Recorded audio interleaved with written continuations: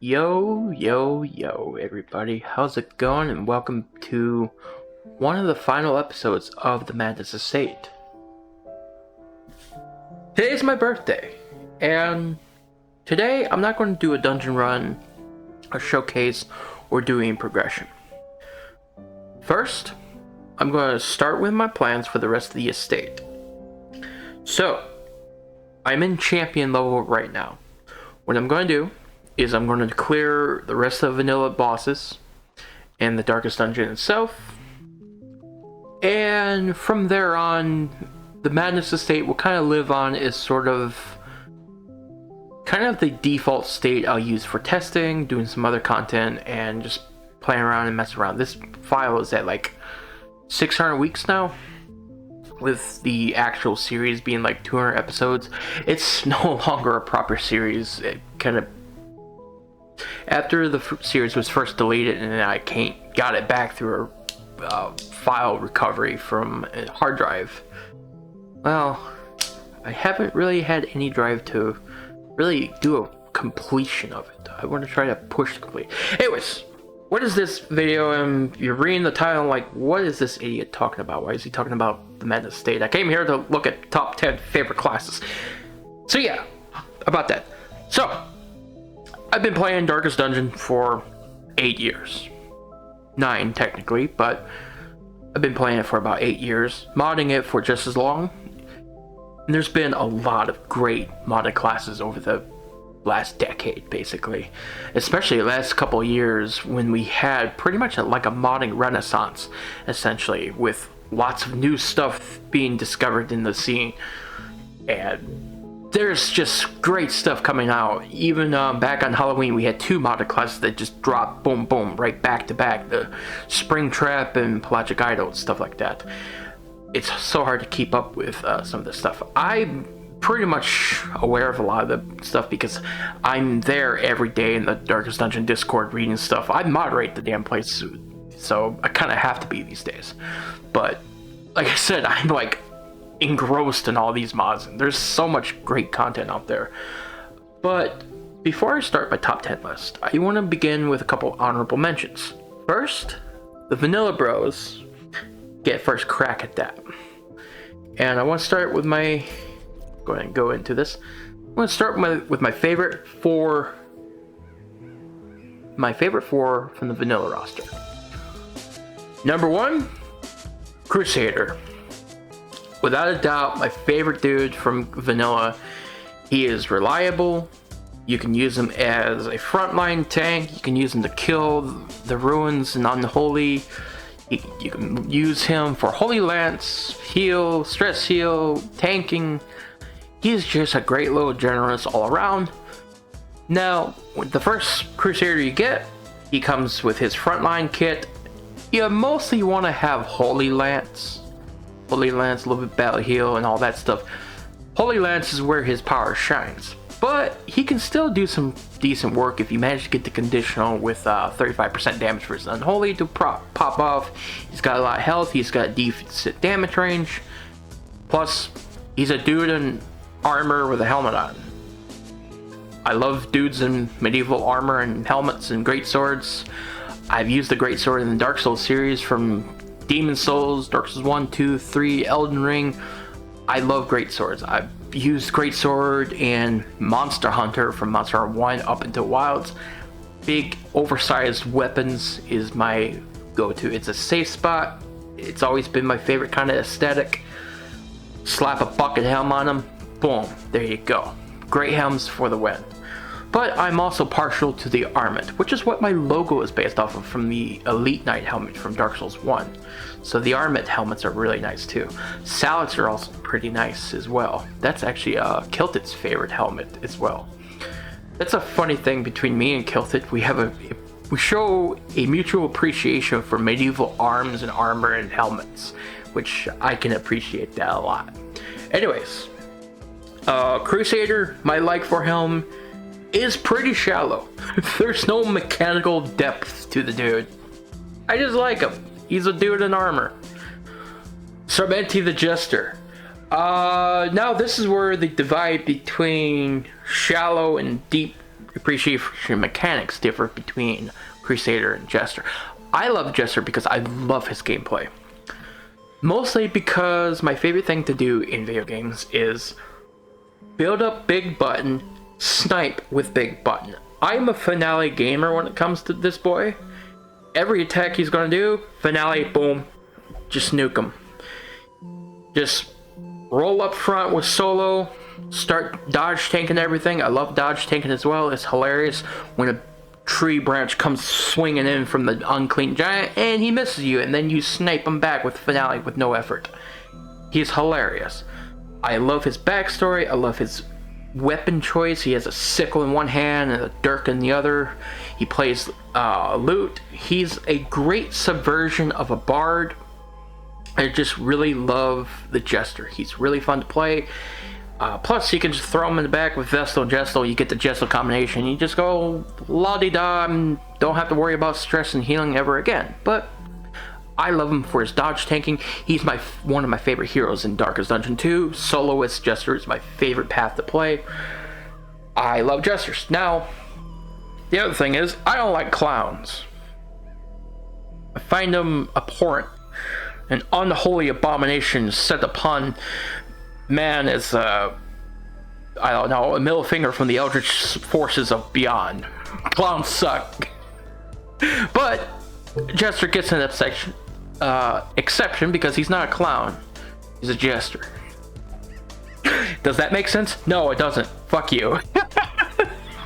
My next favorite character is, coincidentally, kind of ties into that whole idea of why I like Jester. I love building up big singular hits and nuking things. Mark Synergy is my favorite gameplay style as well. So there's 3 gameplay styles I like in Darkest Dungeon overall.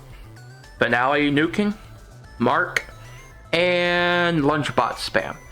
Just why you think I like Crusader as well, because he does have Holy Lance and, you know, nuking the back line. You see a trend here. Anyways, Bounty Hunter is probably the most well-designed hero in Darkest Dungeon. Every skill he has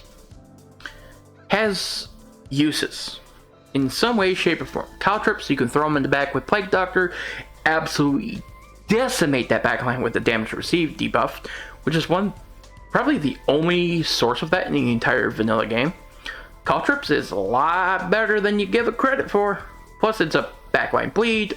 Really wish Tardif was actually a proper hero in Confessions in Darkest Dungeon 2, but I digress. Anyways, Collect Bounty is fucking hilarious. His Mark is good. Come Hither is kind of shit, but at the same time, it's okay. Also, I'm not going to even bother reading the tooltips. I'm running hero reworks out the wazoo. I'm just going off of my memory. Uppercut's always nice. Flashbang's always nice. Finish him is like the gold standard. Finish him is kind of what set the trend for one of my favorite modded playstyles, where visceral attacks, so you just kill stunning targets and just, you know, again, leans into that single target nuke fantasy I love just doing. Tardif, exceptional, fantastic. Never hurts to bring them along. If I'm bringing a Mark team, I kind of think, let's bring Bounty Hunter and just blow everything up.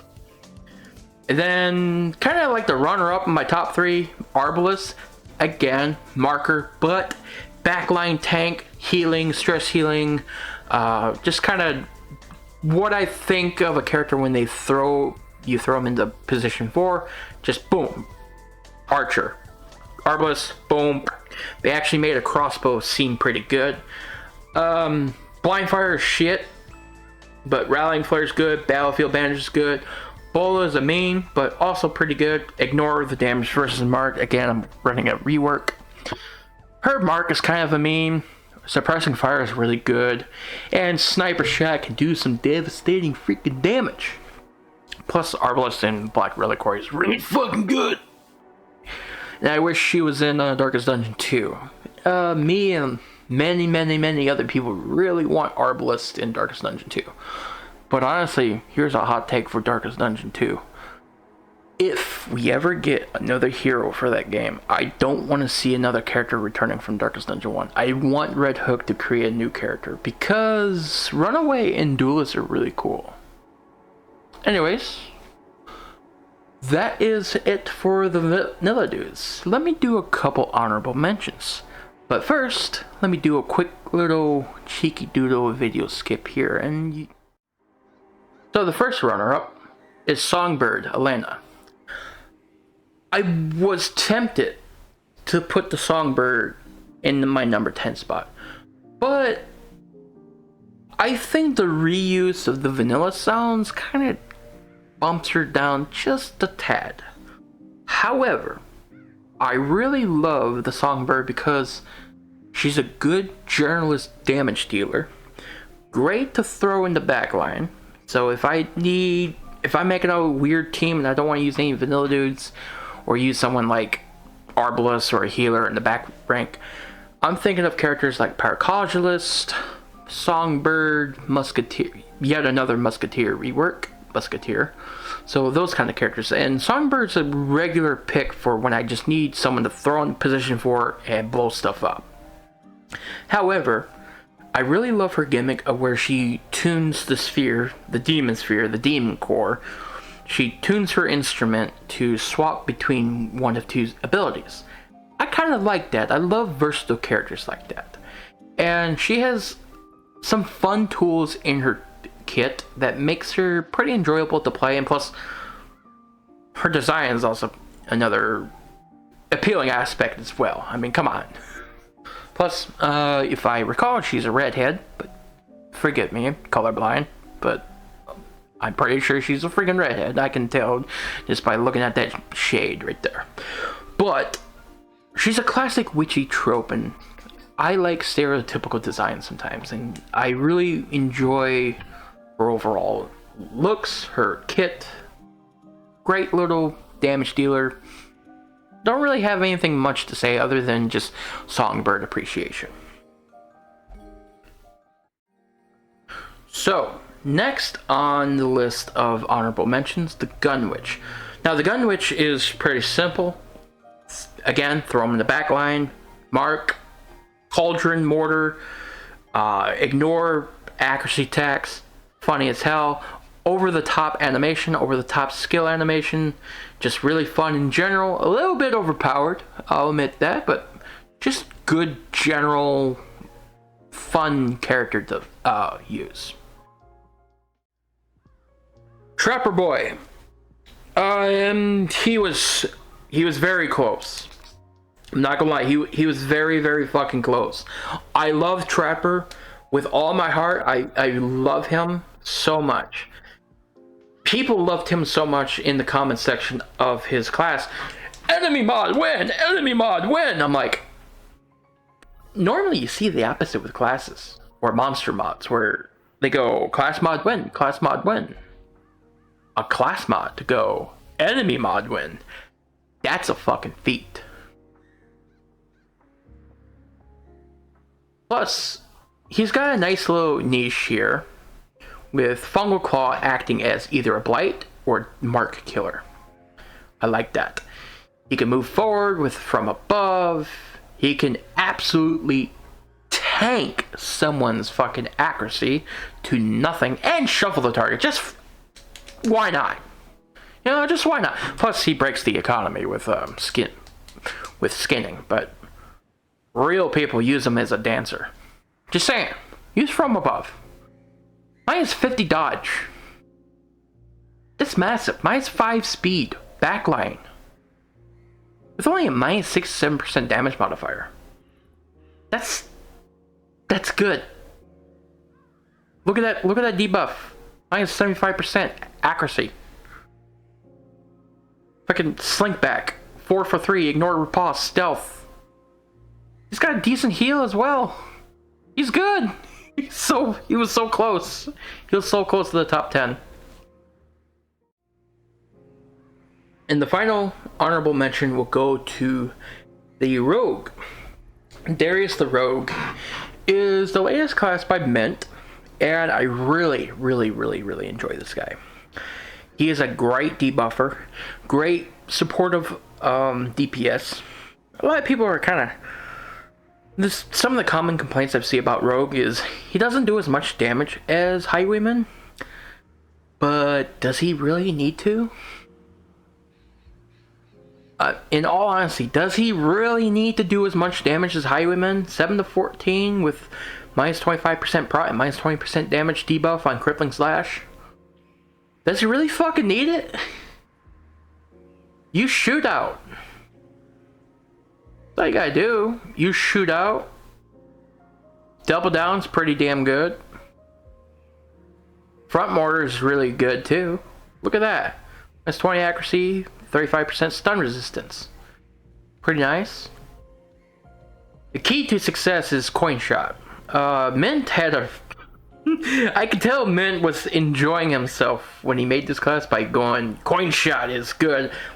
Like 2 or 3 trinkets directly benefit coin shot.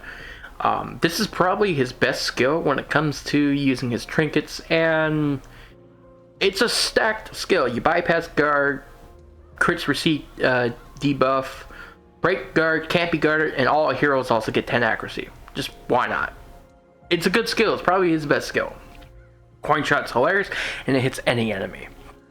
And you can use it in 2, 3, and 4. So if you're having trouble with Darius with damage, get him his personal trinkets, throw on coin shot, and build around that. His riposte is pretty good too. He debuffs the target, crits receive, minus damage, this, that, and the other. And finally, his guard is also pretty good too. Arm piercing, and the target gets 100 crit, but less damage, with a 2-round cooldown. That's pretty good. All in all, the Rogue, don't think of him as a side grade to Highwayman. Just think of him as a supportive DPS, because that's exactly what he is. He does that role perfectly. Plus, his camp skills are really good. You want to bump up his damage, use Thrill of the Hunt. 1 flat damage, up to 3 times. Yeah, that will get him doing some numbers. He needs his personal trinkets, he needs his camp skill. That's when he'll start pushing numbers. But anyways, on to the main list itself. Alright, lads. Top of the list is the fucking Thorn. A legend class in and of itself. It's one of the oldest classes out there. When they say aged like a fine wine, I point to the Thorn of a lot of classes.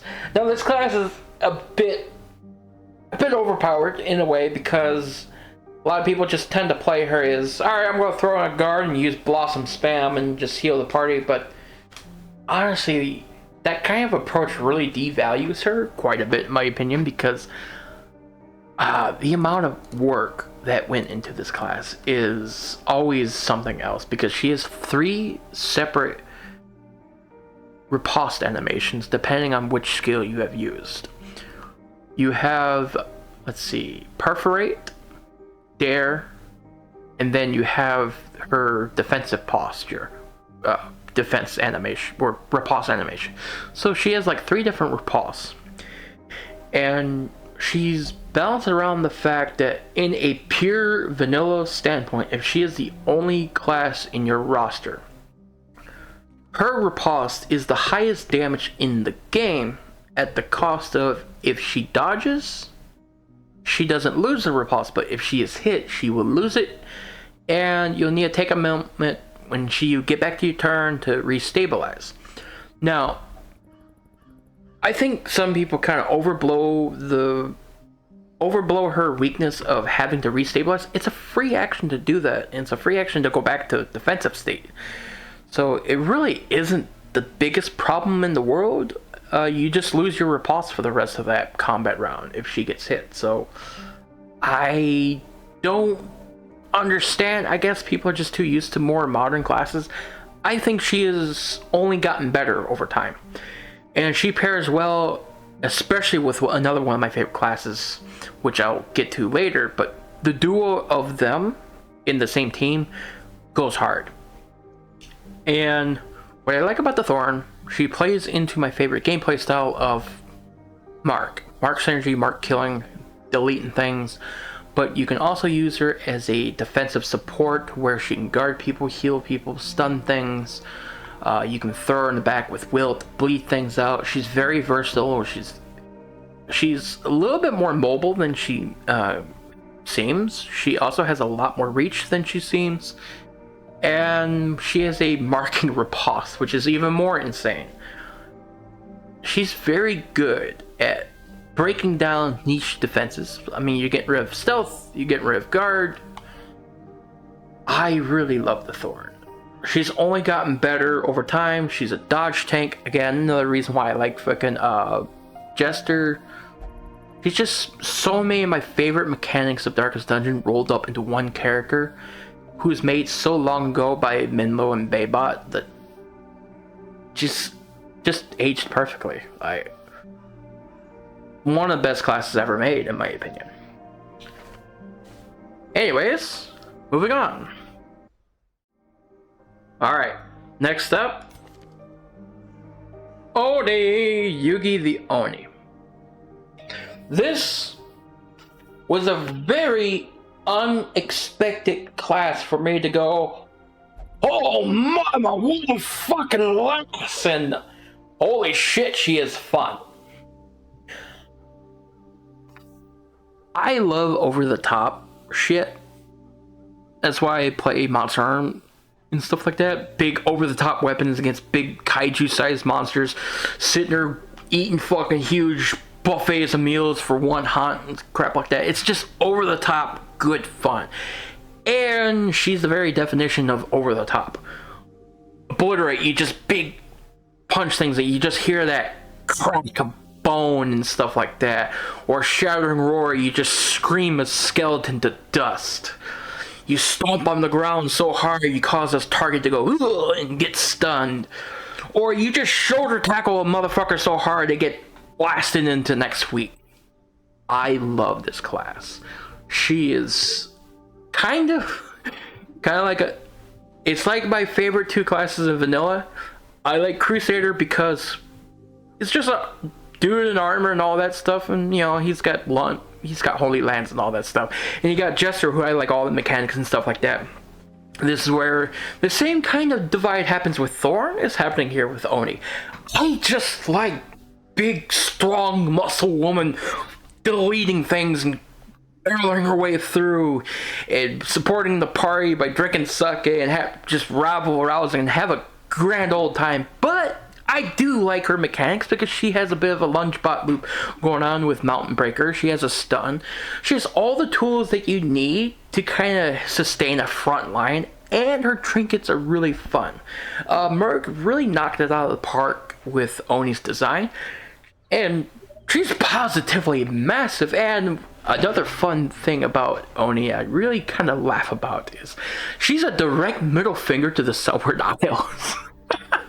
Everything that Oni does just takes the Sunward Isles, takes it out back, shoots it in the fucking head like Old Yeller, or takes a steel chair, smacks it up over its head.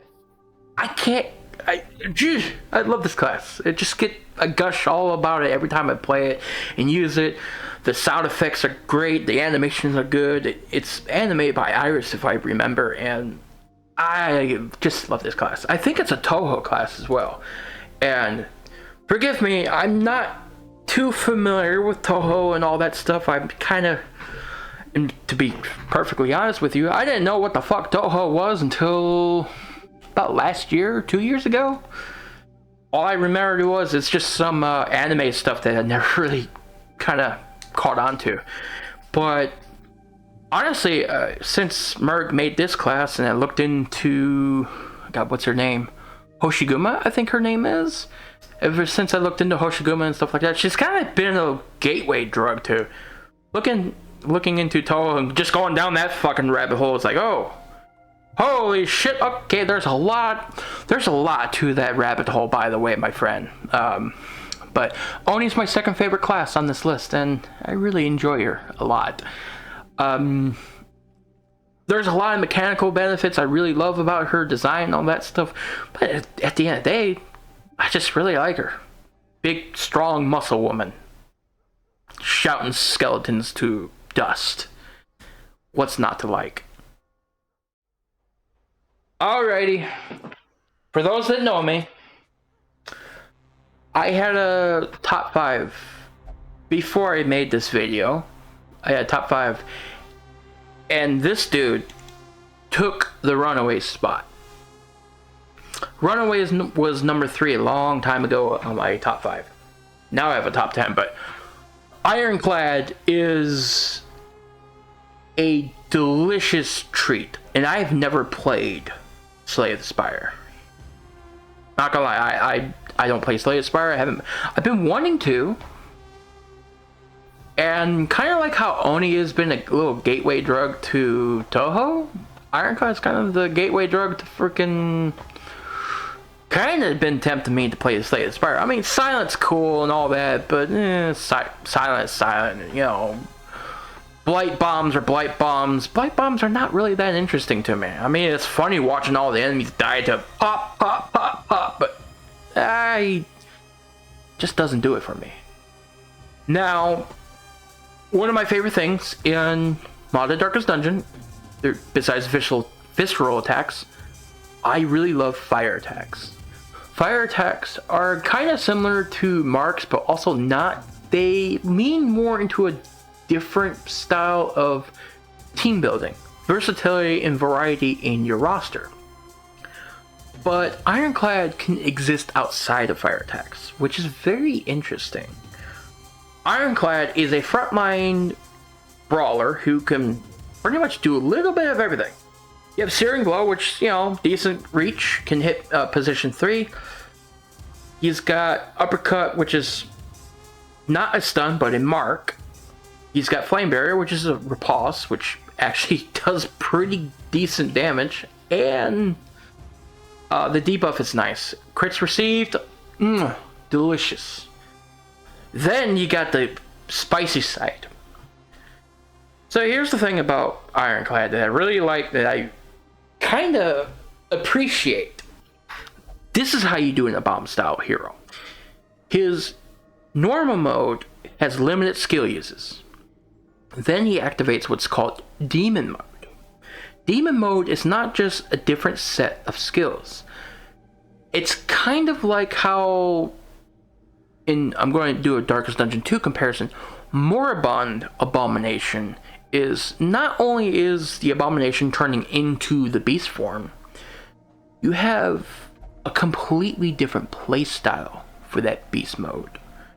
Moribund, for those that don't know, he stresses himself, but he uses that stress as either a threshold activation for some of his skills or as fuel for his attacks, and he can stress heal himself as well. So it's kind of like how Resonant uses stress as a fuel for a lot of their attacks and all that, but Resonant's cool, but they don't make this list. But I just really like that idea, and Ironclad here is a very cool spin on this idea of a transformation hero. His demon mode, you're forced to interact with it at some point in a longer fight. Like, you can only use 3 searing blows. After those searing blows are done, you're going to have to go into the demon mode. Demon mode, he heals himself, it's a free action. Then it progresses. The longer you're in the demon mode, which is 3 turns at most, if I remember correctly. So you get hemokinesis, well, not 3 turns, but you get 2 uses of hemo, 2 uses of blood wall, and 1 use of offering. And the demon mode has 3 stages. In fact, I think you can only stay in demon mode for 3 stages. I can't quite remember now. I'm kind of, my brain is going day, but whatever. Just bear with me here. Let me explain why I really love this class. Like I said, as he's in demon mode, the initial penalty for being in it doesn't hurt as bad. Stage 1, you do like 9 damage to yourself. You're going to keep doing 9 damage to yourself. So each time you use an attack, he's taking damage. Offering takes 21 damage, flat. But stage 3, 45% damage. Hemokinesis with a level 3 Fiend stage? Holy shit, I was one-shotting size 2 enemies with 80 plus health with a crit. I've done memes where I threw him only in position 4 and used him only for his demon mode. Ironclad can fucking hit. He's the definition of, I'm gonna go gambling, I'm gonna freaking risk everything, and I'm gonna fly close to the sun and see how long I can maintain this stuff. You can play him safe and keep him in position, or keep him in normal mode and all that for as long as you can. Only activate when you run out of uses, then swap back, but demon mode is where it's at. I mean, Blood Wall, guard an ally. And the guard duration lasts even longer the later you use it. Plus, Flame Barrier plus Blood Wall, that's a pretty good combo right there. You got a guard riposte as well. The real sauce comes from offering. Not only is he capable of deleting shit and guarding people and doing that, the real sauce is here, offering. 1 extra action after the next non-lethal attack. That's stage 1. What does this mean? Is you give anybody else in your team, as long as they smack something and don't kill it, they get another action.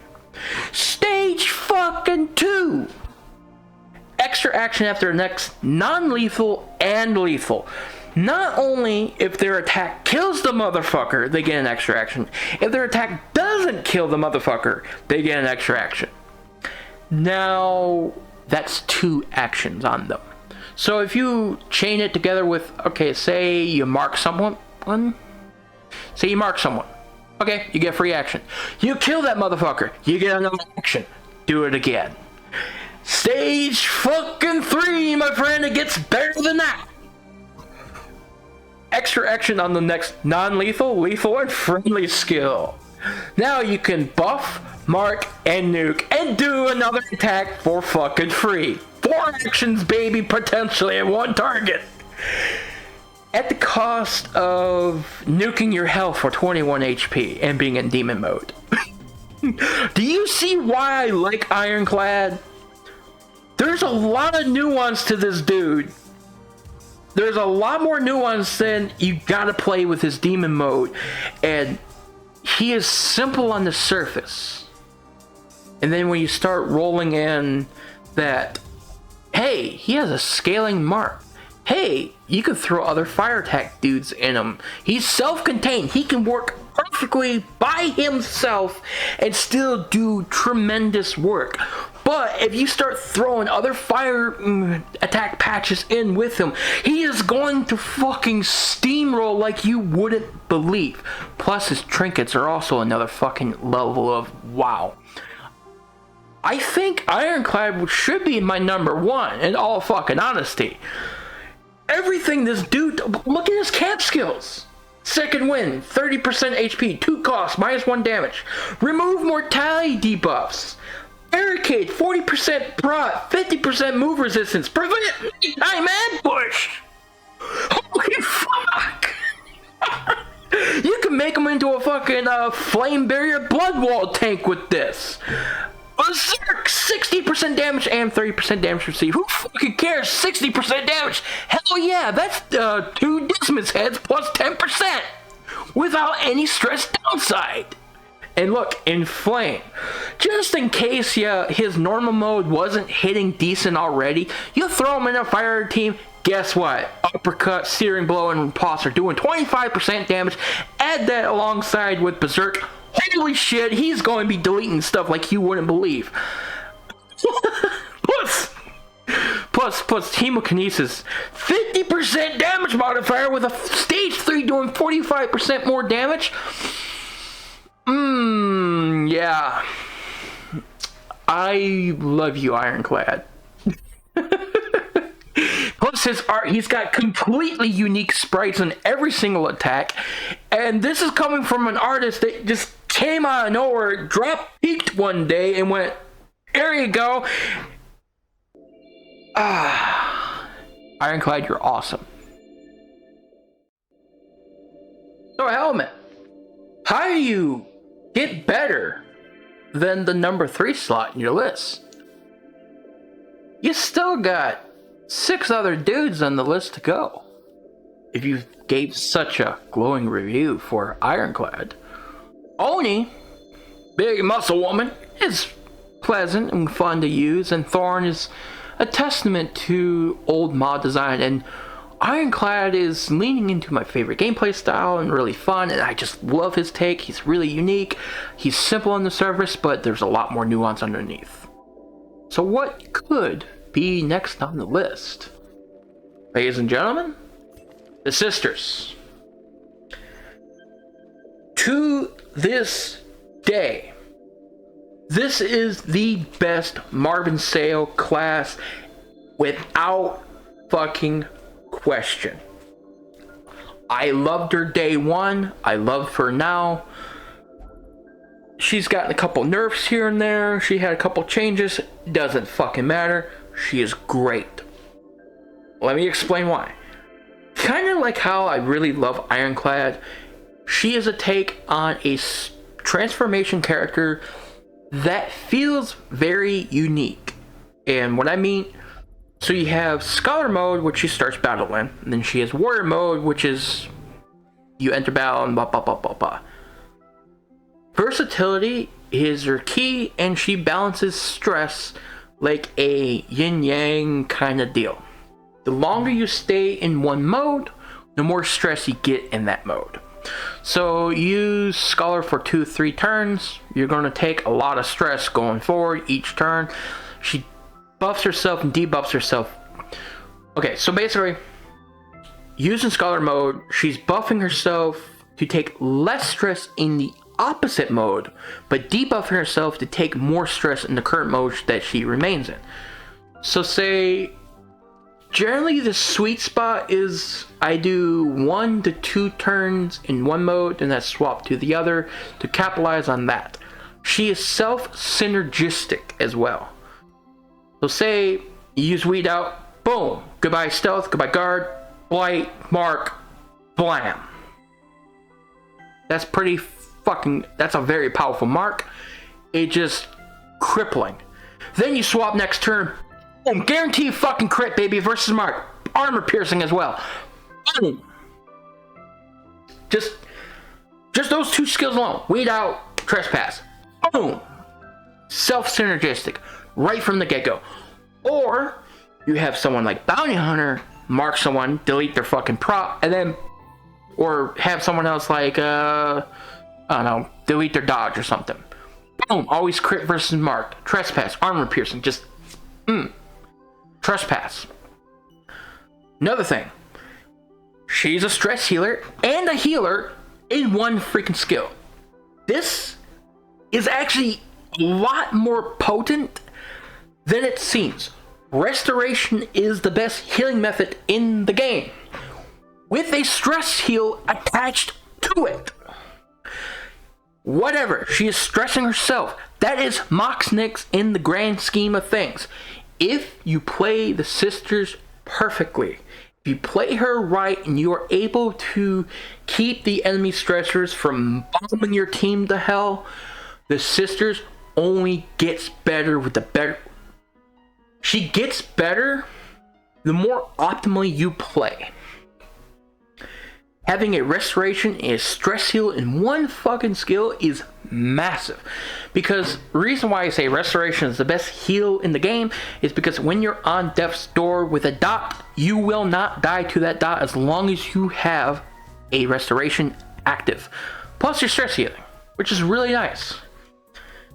Bramble. Now this one's interesting because it's gotten it opened up another kind of playstyle, another way to open her up with. I never really used Bramble in the past. However, the recent changes made it where she can move back one with that. That's a pretty good change. I don't think it was necessary because Bramble gives her a infinite fuck fucking riposte at full damage in her warrior mode. Repeat. Full infinite riposte in warrior. Full damage. She has a 7 to 14 damage scaling. A 7 to 14 damage range. Ripostes usually take damage away from that character. And Riposte is already really fucking strong in base Darkest Dungeon. Now you just threw it on a character with 7 to 14 that has no penalty on it, and it does not have a duration on it until you swap back. Her transformation as Warrior clears Riposte. However, her transformation as Scholar does not clear the Riposte. So you use Riposte in Scholar, it lasts until the combat ends. And then you swap to Warrior, it still lasts until you swap back to Scholar. Now in Scholar mode, the riposte is, you know, it's whatever. Minus 90% damage, plus 25% proc. This is still making her into a tank, basically. However, when she's in Warrior, that 90% damage don't apply no more. Plus, not only is that riposte full damage, that riposte is piercing, and 5% crit on top of that. I'm telling you, man, sisters are really good. Read between the lines. I mean, she plays really fucking well already. Plus, she's a dancer. She can be a little awkward to kind of fit in teams because, you know, you have to really... You do have to consider her stress because when she afflicts, she becomes the worst fucking hero in the game. She's worse than a combat antiquarian without dodge stack, and she really fucking cripples your team if she stresses out. She afflicts, she starts changing forms randomly and just throws off the whole thing. As long as you can maintain her balance and stuff like that and keep the scales rolling with her, she's going to play really well. Shroud, back to stealth until combat end. That's pretty good. That's pretty fucking good. Clears bleed and blight. More speed, more healing received. If you have a way to keep her in warrior mode, you can do some stupid stuff. Plus, Crimson Dance. Now, this is a fun one, too. Armor piercing. Again, just armor piercing. Minus 33% damage versus positions 1 and 3. 5% crit. Bleed. Shuffle. 75% damage versus blighted. Hits ranks 1 and 3. And stress itself. Do I need to really go on about sisters? Oh yeah, did I mention she has to prevent nighttime ambush as well? Also, you can, rigorous studies, you can just really make Scholar mode be a Restoration Queen and Blight Chance Queen. Or you can just, you know, have her bleed things and do even more damage in Warrior mode. Or, you can use Black and Psyche to mitigate the stress she takes from outside sources and herself with minus 45%. She's great. I really love the sisters. Now, she's not going to get as glowing a review as Ironclad, but sisters are one of those classes I think this is Marvin Salo's magnum opus. Don't get me wrong, Sybil is fucking amazing. Marv, if you ever see this, Sybil is amazing. But god damn it, you fucking knocked it out of the park with sisters. They're amazing. I love their design. They're great. Mwah. Alright. Where to start? Number 5 is Wanderer. This is the other class I mentioned with Thorn. Thorn and Wanderer in the same team go hard as fuck. Wanderer is a very unique dude. He is Execution the class. He wants to delete stuff, he wants to kill things, and he wants to do it well. But he also wants to dance. He also has permanent riposte. He also has forbidden technique. He wants you shove yourself down the death's door and you delete stuff. Also, did you know you can solo entire dungeons with him alone? done it a couple times. I got a couple of videos on the channel of him doing it. Other people have done it more as well, and there's been more than one attempt of this dude soloing dungeons. But anyways, that's more about his trinkets and interactions than the class itself. The Wanderer, listen man, I'm a fucking weeb. I just love dudes with straw hats and katana. I fucking love that aesthetic. It's simple. I really love the game Ghost of Tsushima for letting me do this same exact thing and living out that samurai fantasy, and I'm a big Kurosawa film fan as well. And Wanderer is pretty much Kurosawa, the class personified, and he's a lot of over-the-top tropes kind of just rolled into one class, and his quotes are really fun. I love all of that. Musashi the Bloody Blade here. Shadow Crossing Heaven. Ignore riposte, 50% damage versus marked, 45% crit versus marked, armor piercing, and 10% max heal. You have 6 demon banishment. Delete the front, back 1, knockback 3, more damage versus Oni, just absolute position 1 versus position 1 decimation. Yeah, Flowing Water Cut, that's a great little skill to kind of slot in between if you have nothing else to press. Bypasses guard, 200% damage versus below 50% is great. Execute, heals self if he kills. Petals in the Wind, this is a midline, he goes back, he marks a target. Debuffs the target minus 16% accuracy, he buffs himself for 30 dodge and 25% crit. Basically, Wanderer is built around crit fishing, lunge botting, execution, mark killing with Shadow Crossing Heaven, dancing around or staying in front. Then you also have Unanswered Perfection, where he moves forward 3, pulls a target, immobilizes them, he marks himself, and he makes 6 demon banishment even stronger. Then he has Infinite Riposte. And then Forbidden Technique, you guarantee a critical hit. You get 50% damage, gain 10% damage, take a little bit of stress, and you can reuse it again if you use crystal dust. But yeah, he's one of the more difficult characters, I would say, to use. He has a much higher skill ceiling and kind of a higher skill floor.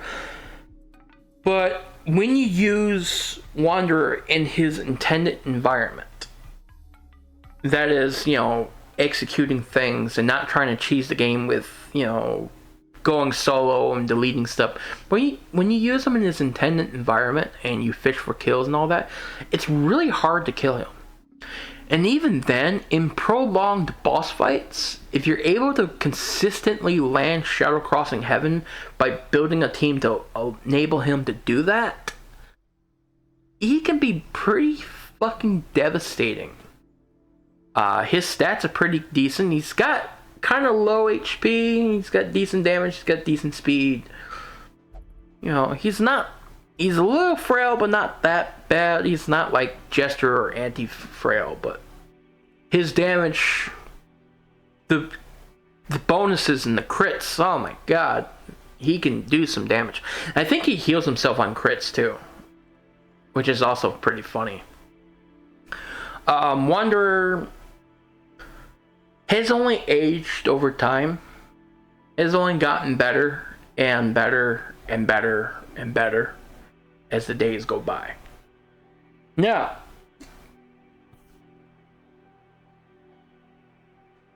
with the first 5 done, those are all unique classes. The next 5, the next 5 are a little interesting. Because there's a couple new classes, but a couple of them are tweaks of existing classes. And I'm going to mention that when they come up, such as the next one. Alright, this one's probably going to surprise a lot of people. Can you guess who it is by looking at the sidebar? It's Paracologist. With tweaks. Specifically with the tweaks. Now, let me explain the method behind madness. Paracologist is who took, well, I wouldn't say he took over Elena's spot. Holtzman here is funny. He's funny. I love Ghostbusters. I love the diesel punk sort of paracologist sci-fi 60s, 70s, you know, kind of sci-fi stuff. Look at Fallout 3 and 4 and the sci-fi and that. That's kind of the sci-fi that's going on here. That over-the-top 70s American sci-fi. Where you get all the weird gizmos and gadgets. I like that kind of stuff. Short control beam. He has Mark synergy with the patch. That's the main difference between this Paracologist and the original. I don't really enjoy the monsters that come with the Paracologist. I think the ectomorphs, they're really rad in design.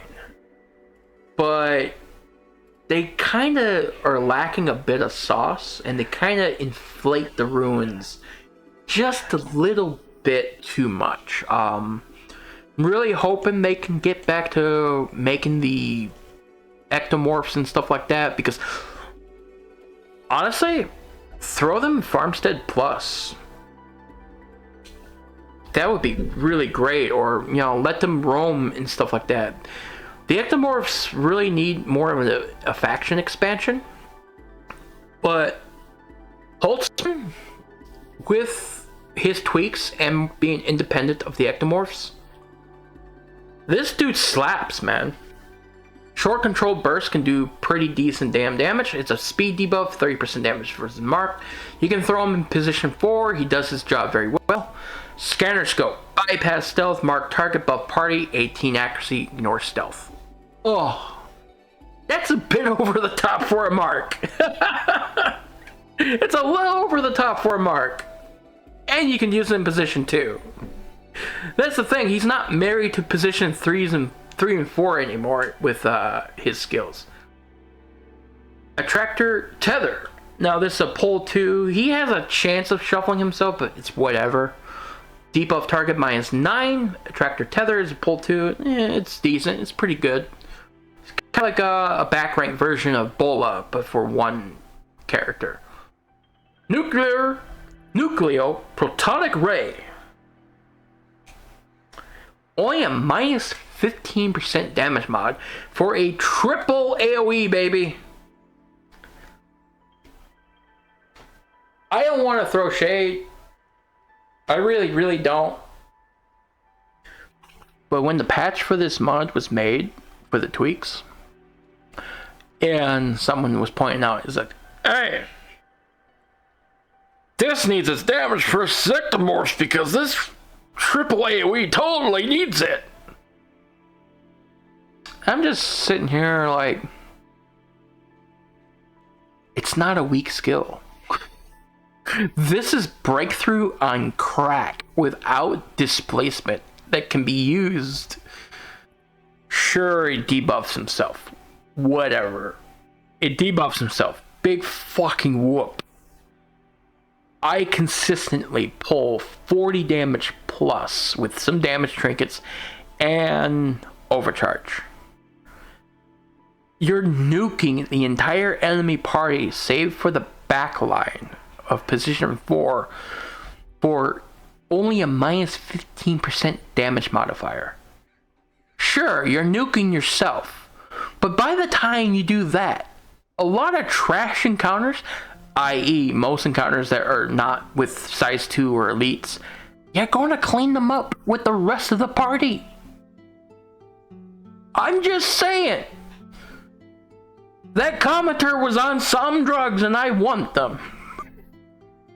This is not a weak skill. This is unchanged from the original Paracologist list. It's a good skill.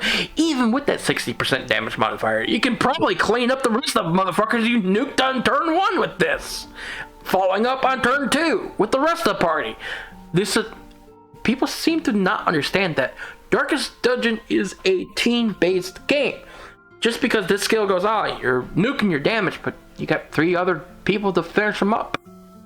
Just saying. Just saying. Protonic Flash Flare.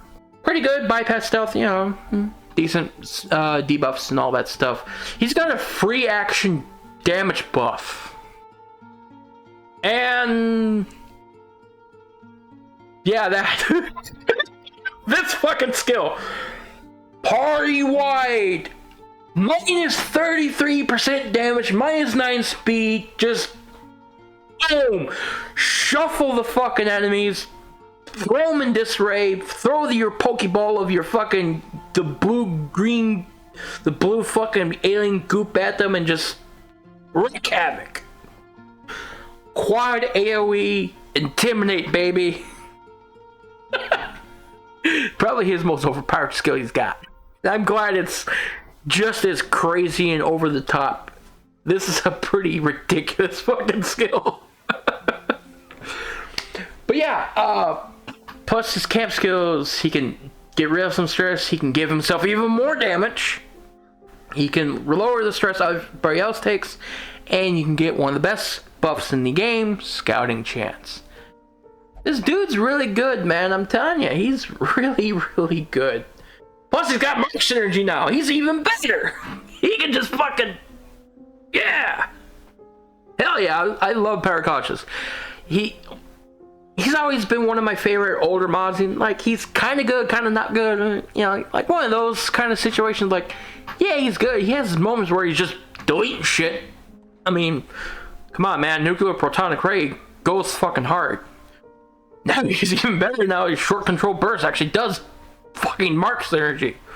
But anyways, moving on, ladies and gentlemen, we got 4 more to go. So, I'm not gonna lie, sometimes you have to just visit the classics. But the classics sometimes don't really... a lot of people like them, but a lot of people don't really seem to view the old classics as... sometimes the classics can be bad. Where am I going with this? Talking about Duchess. I'm just going to come out and say it. Duchess is very popular. Very, very, very popular. Also, yes, this skin has big boobs. Deal with it. I don't give a fuck. It has big boobs. You're going to deal with it and like it. Well, you may not like it, but I do. And for those that don't like it, your misery brings me joy. Anyways, moving on past that. So, a lot of people love the Duchess. And what I like about the Duchess is she's kind of like the poster child for Crimson Court by accident. But her original design is kind of boring. Human Duchess is interesting, but a little bit over the top and kind of, well, overpowered. Oh, just a little bit overpowered. And then Duchess Reformed. That's what this version is. Duchess Reformed is kind of the best of both worlds, where you get a little bit of the human form, you get a little bit of beast mode, and you kind of turn her into, from a Abomination style character, into an Abomination style character that has a pick 4 skill set, with the skills having alternate uses. Kind of like Songbird, where she swaps her instrument, where you have 2 different skills. But this one goes over the top with more animations, more skill sprites, and all that, with work from Pavel, who's done work in the past and all that stuff. So she's got a full-on art addition and even more varied skills. And I would go to say this is probably the definitive edition of the Duchess. And I would say this is probably the most overpowered version too, in a way. Even outclassing Human Duchess. You get the skill sprites of the Human Duchess. You can completely ignore the beast mode all you want, because her move skill is the transformation. The reason why I say that this one's a little bit more overpowered than the Human Duchess is because of Thirst for Power and Crimson Downpour. Specifically Crimson Downpour. If the enemy can bleed, Woo! They're gonna bleed. I don't really have too much crazy stuff to say about the Duchess Reformed. I think she's a fantastic redesign and rework of the original, and I really love the old Duchess because, like I said, she's kind of unofficially the poster child for the Crimson Court. She represents the modded side of things. She's one of the most popular modded classes out there. I think when people think of modded Darkest Dungeon, 9 times out of 10, they're probably going to think about Duchess at some point or another. She's just got a very striking design. She's very, very recognizable. Let me go ahead and swap to her original design. But she's, well, not... Come on, game. There we go. She's got a very striking design. She's very recognizable. She's got big sword that's stained with blood. Her hand is stained with blood. She turns into a big fucking leech monger fucking creature. She's got an Iron Maiden helmet on and stuff like that. She's, you know, plus the corseted breast being pushed up and all that. She's got the big chest, tastefully done and all that stuff. And then I, you know, being me, I've added options that made them even more ridiculous with Pavel's fantastic work. And I still think even these sizes are tastefully done. Well, maybe the open ones are a little bit over the top, but, you know, that version is not terrible. But either way, she is really popular and all that stuff. Plus, her skill kit's good. She has a riposte. Her beast form turns that into a knockback. You have Noble Obligation. This is a forward 1, and then beast mode that doesn't move forward, but is a pull 2. Has great reach. You got a stun. This turns into a damage debuff in beast mode. Actually, it's a stun. It's a shuffle in human, and it's a debuff in fucking beast. That's even better than I thought. Iron Maiden. It's the same as the original. Just you kind of pop that. You take less damage. Turns into a fucking tank. She can heal herself. She can augment others to bleed things much more. She's very versatile. She's not meant to be like... She's not meant to be the sole damage dealer in your team. She just makes the team better, basically. If you want her to kind of do a lot of damage, I would kind of go like Challenges, Reprisal, and Noble Obligation and stick her in position 2. I like doing beast mode with something like this. I like this for a beast mode setup for Duchess. But yeah, I'm not going to rave about her as much as I did some of the other classes, but I just really enjoy Duchess Reformed. I don't really have a lot of reason other beyond that. I just really enjoy her. She's fun to play, and I like her design, stuff like that. Now, on to the next in the list. We have 3 more to go. This is a new class. We have one more tweak to show off. But Nico the Messiah. I'm going to be honest with you. I've never played one shot, so I don't really have the attachment to Nico that some others seem to do. But what I really like about the Messiah, and they're very versatile. Very versatile. I love the memes. Blinding Rays, good frontline cleave, get rid of their accuracy, speed. This is great for, you know, stalling, because it does a little bit of damage, so it doesn't count as a stall skill. You get rid of their accuracy, so they're not going to hit you. You get rid of their speed, so you can, you know, it's a great stalling skill. Plus, you can use a trinket to turn it into a stun. You got a restoration with also less crits received and stress. This is fucking fantastic. A 4-round restoration. That's nice. You got a party buff, you got battle ballad basically, and prot. Frontline stress healing. These are so fucking rare, man. These are so fucking rare. No, people are afraid to do a frontline stress healer. That's why I love Tomb Prospector as well. Tomb Prospector does the same thing. Frontline stress healing. Just do it. Make it a thing. I want one or two more classes with a frontline stress heal. This is great. Minus 15 stress, get rid of horror, a little bit of torch. Then you have, he can go back, get some speed, guaranteed crit, that sort of thing. Seasoned arson. I wish he had a fire attack patch. I want my boy, my lad here to have a fire attack. Pizza Hat, Pizza Mouse, Jerry the Mouse, Jerry. Take a fire patch. Do it. Do it. It doesn't even, just make it a crit receive fire patch. Just do it. Just make a fire receive. Debuff.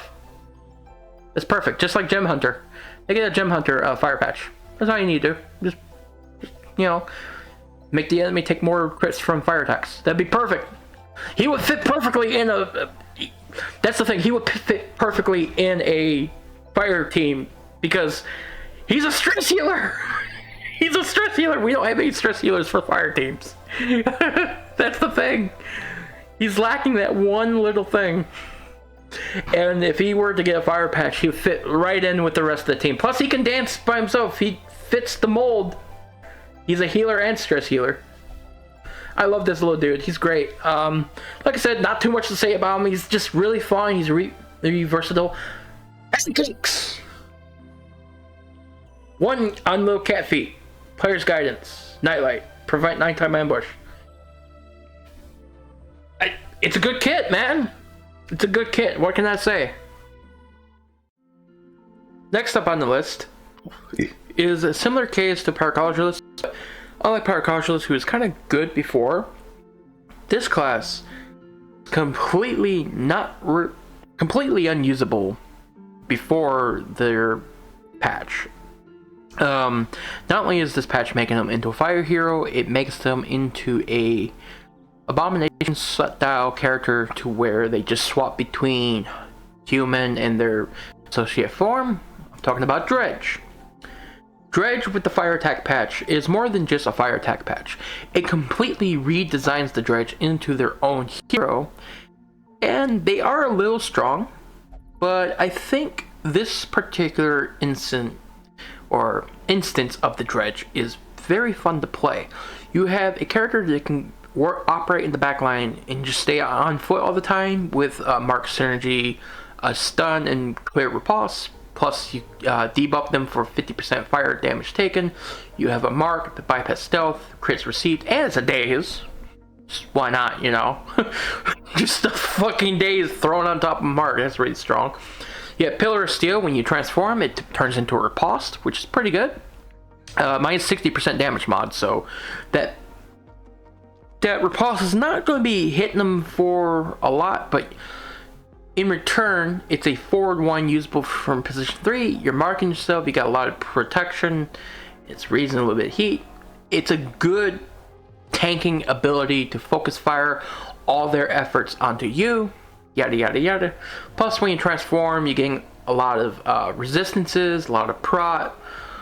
You're tanking your speed and dodge, obviously, but when you get out of the mech, you're healing a bit, clearing Mark, clear the Mark, mech buffs, and you can keep using it. It's no longer per camp. You can transform mech and human per battle, just like an abomination.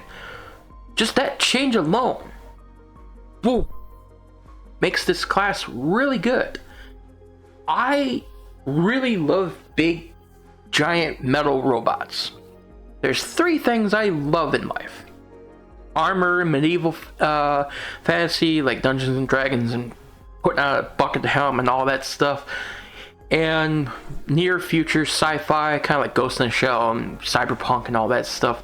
And then the opposite end of that spectrum with Gundam and mechs and stuff like that, and Titanfall, crap like that. I love big giant robots. I love steampunk stuff especially. So kind of look at Bioshock, diesel punk and crap like that. That's the kind of stuff I like.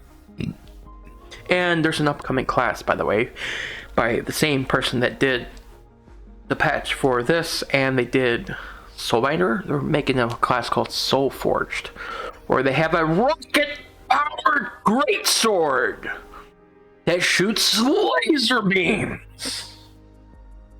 I can't wait to showcase that class in the future. But anyways, I'm getting ahead of myself. Dredge. She has a laser beam with her chest cannon in the mech form. She has flamethrower. She has a big giant metal fist to punch things with. She has a gun. She has a taser. She has a mark. She's fun. She's great. She's an old hag in a mech. What's there not to like about the Dredge? Really fun stuff. Nothing else to say. I just like big giant robots. Next.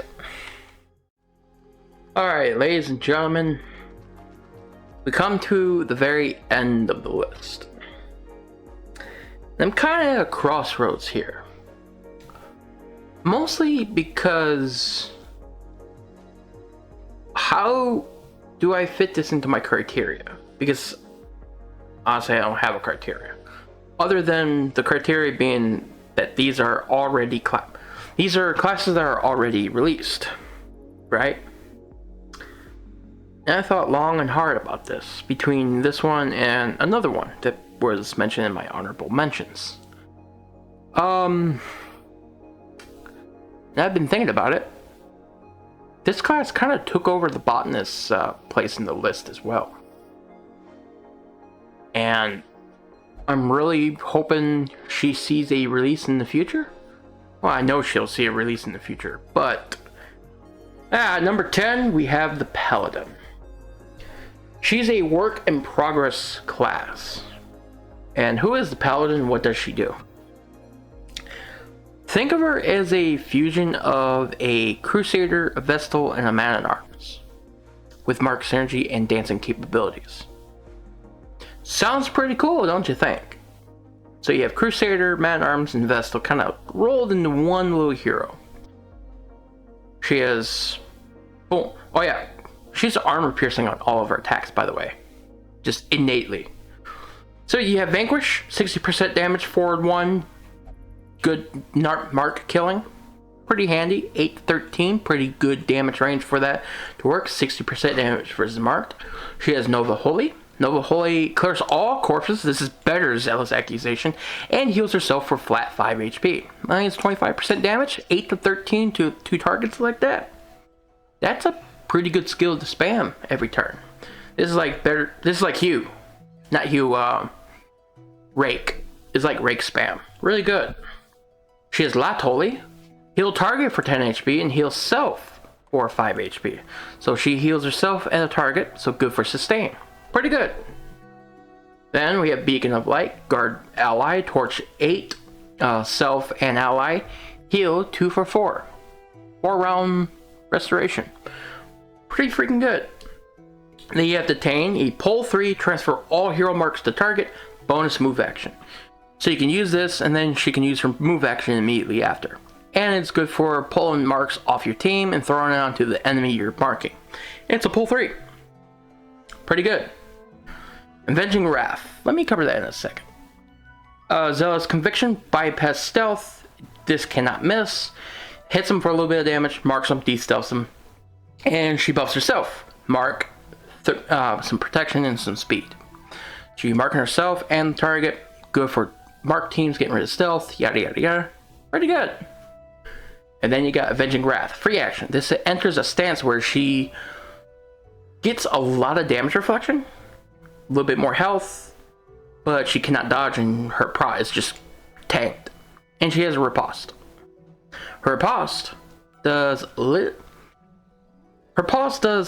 damage, but it buffs her next holy skill. 15% damage and 15% healing.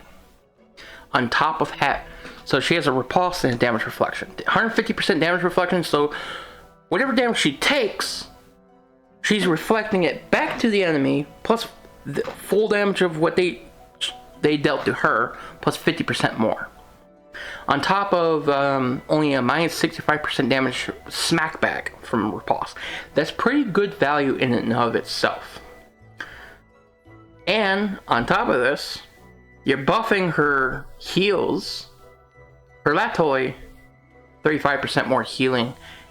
No wait, 35? I said 15%. 15% more healing and 15% more damage on Nova Holy. This is Avenging Wrath is actually really good, and I like its effect, and Damage Reflection is a bit of an oddball. It's more of a meme unless you really lean into it, to where stop hitting yourself, why are you hitting yourself? And then they just kill themselves on their own attack. It's really funny because it bypasses all forms of defenses. It's true damage technically, and yeah. I love Damage Reflection. There's not a lot of classes that have it. So when the class comes out that uses it in a really fun way and a very interesting way, I'm all ears. Plus, rat. She's a rat. She's got some interesting trinkets so far. Her work is not fully done. Her stats are pretty damn good. She's pretty straightforward. Plus, I really love her art style. She's from Rapid and Steel. Plus, there's another class associated with her called the Steel Fang coming out eventually as well. So, I'm not sure if Paladin's going to release with the Steel Fang or if they're going to release separately, but Paladin hasn't been updated in a while, but Merc is slowly working on them. And Merc has worked on Oni, my second favorite class in this list. And I think with what I see about Paladin already, I think it's safe to say she's my top 10. My number 10 in my top 10 list. Easily. I really, really enjoy her kit. I had to stop myself from throwing her in every team I could. She's that sort of reliable of a healer. She can fight and heal. That's a really good positive in my book. Anyways, I don't have an ending written out for this or anything of that nature. But, ladies and gentlemen, I hope you enjoyed listening to me glaze some of these classes and talk more at length. And some classes I have very specific reasons why I like them, and some I just enjoy the vibe of, like Paladin here. I really enjoyed this class. I've talked about her at length a few times in a couple videos in the past. And also, don't worry about Fiona there. Yeah, don't worry about that. Don't worry about that. In far future, it'll come eventually in the far future. I've talked about it before. Yeah. Anyways, ladies and gentlemen, I'm going to sign off here. And the next video that's going to be on the channel is going to be more of the co-op playthrough with Meow City, with Divinity Original Sin 1. Hopefully we'll get through that, get some more of those sessions recorded, blaze through that game, and get to Divinity Original Sin 2. Maybe Baldur's Gate. Also some fun things in the pipeline. I got Signalis that I'm slowly editing the playthrough for. I got a couple other games lined up for the future. Elden Ring, maybe? Seamless co-op? Question mark? With the Tarnished Edition coming out sometime next year? Double question mark? Challenge runs? Question mark? Darkest Dungeon 2 content? And so on and so forth. I don't want to completely abandon the Madness Estate. I'm going to finish up the playthrough, like officially finish up the playthrough, get rid of the vanilla bosses, fight some bosses I haven't done before, and slowly start working on my new mod list for. I had a mod list for Blackthorn, and then Blackthorn fell through. I don't think I'm going to do the lore pages for Blackthorn or Blackthorn 2 going forward and stuff like that. It just took too much time to prep those and voice those over, stuff like that. I'm not much of a big editing fan. I don't have the time for that. But y'all have been watching me for 2 years. We've hit 1,000 subs and all that stuff, and I realize I haven't done a proper 1,000 1K special. I guess you could call this that. As strange of a one as it is. And some of the comments I get from y'all are really endearing, and I really enjoy interacting with y'all through the comments and stuff like that, responding to videos. This YouTube journey has been very interesting. It's been painful the last couple of months with YouTube doing its shit. And it's also been extra painful with Darkest Dungeon, with combination of burnout and me getting frustrated at outside sources kind of filtering in here and there and stuff of that nature. It's like, it's not the game's fault, it's not the community's fault, it's just been an awkward year. I'm hoping by the time December or 2026 rolls around, it will be painted with a more fresh perspective. I know Meowsy is also taking a step back from Darkest Dungeon. Kilted as well is also taking a step back. In terms of Black Reliquary, I'm doing private testing on that for the future to come, so I'm not doing any Black Reliquary content until further notice, because I can't really talk about that stuff behind the scenes. Let's just say I've seen Black Reliquary with a 64-bit client, and I can technically see some of the things that are underway in that testing client that is going to be huge for modding in the future. Ladies and gentlemen, Darkest Dungeon 1 modding is only just beginning, and I'm hoping Darkest Dungeon 2 modding kicks off. Really hoping it kicks off, because for one, Shieldbreaker and Houndmaster are in production. Assuming others too. I don't know the extent of Darkest Dungeon 2 modding tools. I don't know the extent of how far modding can be pushed in Darkest Dungeon 2.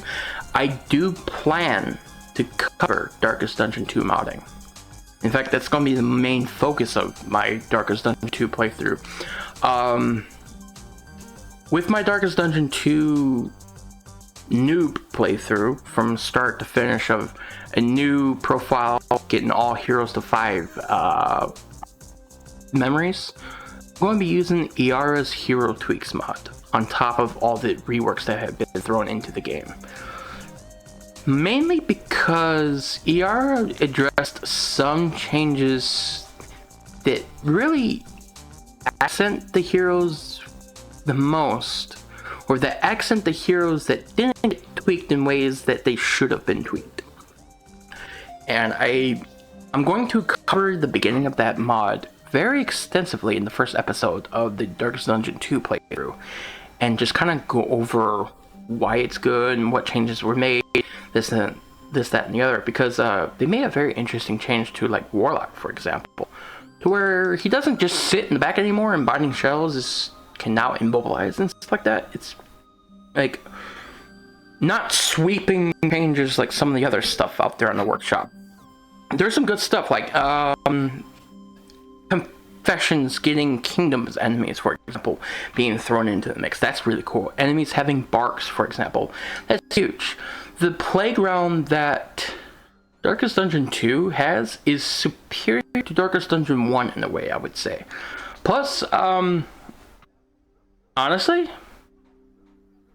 the modding costs for Darkest Dungeon 2 would be pretty damn comparable to Darkest Dungeon 1.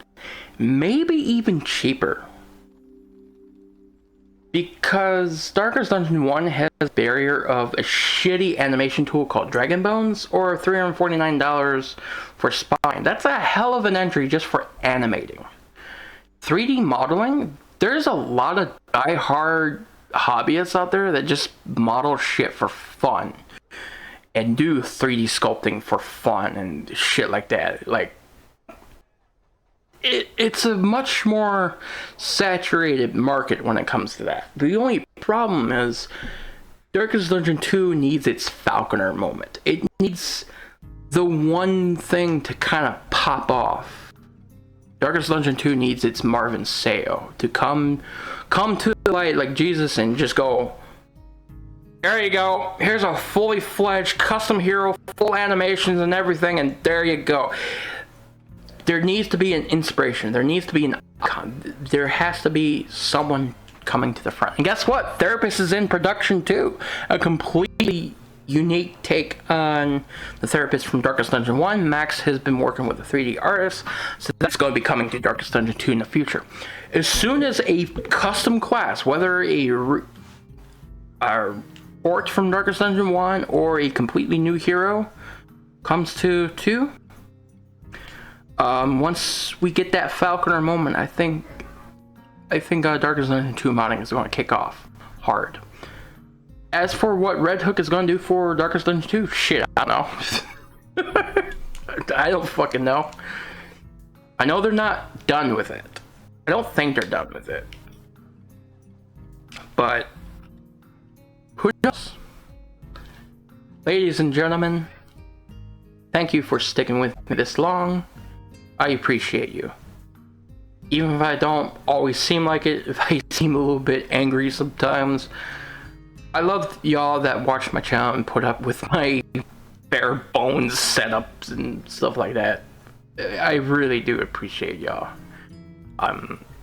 If I can make one person laugh and smile and have a good time just from watching my stupid antics, done something right. And that's all that matters to me, is making people's days. That's what I like to do. Like being a goofy moron on screen and being a idiot just for others. Ladies and gentlemen, this has been the Sorting Helmet, and I will catch you guys in the next video. Bye.